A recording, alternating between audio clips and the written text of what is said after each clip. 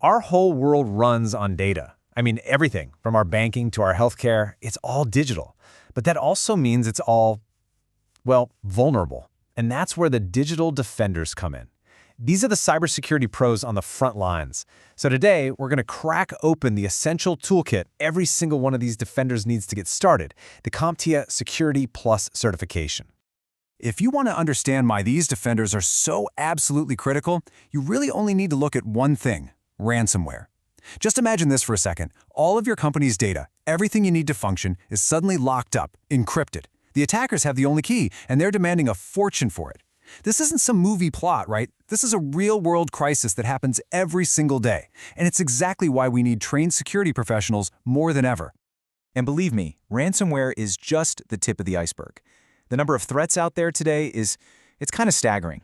We're talking about phishing emails that try to trick you into handing over your password, voice and text message scams, that's vishing and smishing, and even these incredibly sneaky supply chain attacks that target the software vendors you already trust. It's just a constant barrage of malware and clever social engineering, all of it designed to exploit the weakest link, which, a lot of the time, is us. Okay, so with all these threats flying around, how in the world do we fight back? Well, the answer is with skilled, knowledgeable people. But how do you prove you have those skills? How do you even get your foot in the door to start defending the digital world? That's where certification comes into play. And this is it, the CompTIA Security Plus. You should really think of this as the foundational, industry-wide stamp of approval. It's what we call vendor neutral, which is a huge deal. It means it's not about one specific company's products like Cisco or Microsoft. Nope, it proves you understand the fundamental principles of security that you can apply literally anywhere. It validates that you have the core skills to actually do the job. Now, the gateway to getting certified is the SY0-701 exam. It's pretty straightforward, but definitely challenging. You get 90 minutes to answer up to 90 questions. And these aren't just simple multiple-choice questions either. They include what are called performance-based questions, where you actually have to get your hands dirty and show your skills in a simulated environment. And the exam isn't just a random collection of facts. It's all very carefully structured. When you look at this breakdown, you can see what the industry really cares about. See that biggest slice, security operations, at 28%? That's the day-to-day stuff, monitoring networks, responding when things go wrong. Right after that is understanding the threats themselves, then the high-level management, the architecture, and finally, the basic concepts. This is basically your study guide for what matters most. So let's open up this Digital Defenders toolkit, shall we? The very first tool you've got to have is knowledge. Why? Because you can't defend against an enemy you don't understand. This first part is all about knowing the battlefield.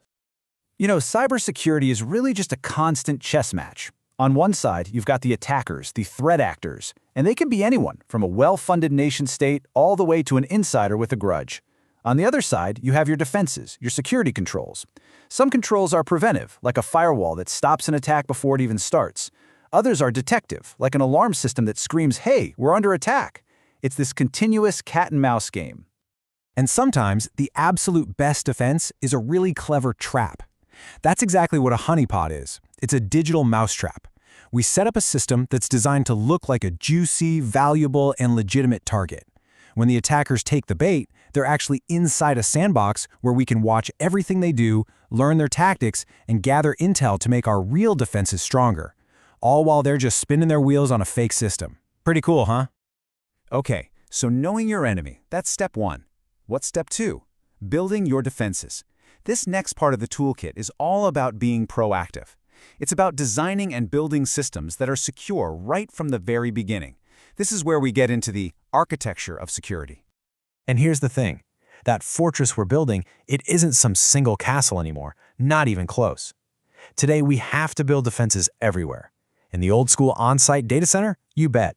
But also in the cloud, on every single employee's phone, on all those Internet of Things devices like smart cameras, and even in the industrial systems that control our power grid. Every one of these is a potential front door that needs to be locked down. So how do you actually secure one of those entry points? Well, the industry term for it is hardening. And it's not some vague idea. It's a very specific step-by-step process. First, you start with a secure baseline configuration. Then you install protection, like antivirus software. Next, you shut and lock any digital doors and windows, like unused network ports or software that don't need to be open. And finally, you enforce strong passwords and access controls. Each step makes the system that much tougher for an attacker to crack. Of course, you're not doing all this by hand. The toolkit is full of some seriously powerful technologies. Firewalls. They act as the gatekeepers for your network, deciding what traffic gets in and out. VPNs, or virtual private networks, create secure encrypted tunnels for your data to travel through. And intrusion detection systems? Well, they're like digital watchdogs, constantly sniffing the air for anything suspicious and barking when they find a potential threat. All right, so you know the threats and you've built your fortress. The final part of the toolkit is all about strategy. It's about the high-level planning and risk management that guides every single security decision you make. This is really where the tech side of security meets the business side. And here's a really crucial insight.